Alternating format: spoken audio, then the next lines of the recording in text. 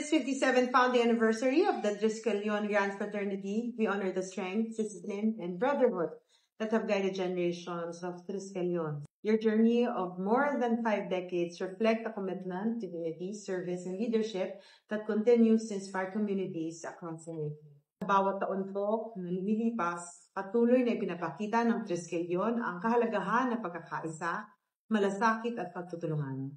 Ang inyong mga proyekto at inisyatibo ay naging patunay na ang tunay na kapatiran ay hindi lamang para sa isa't isa, kundi para rin sa mas malawak na lipunan ng ating pinaglilingkuran. As you celebrate this milestone, may you remain steadfast in living out the Triskelion principles with honor and integrity.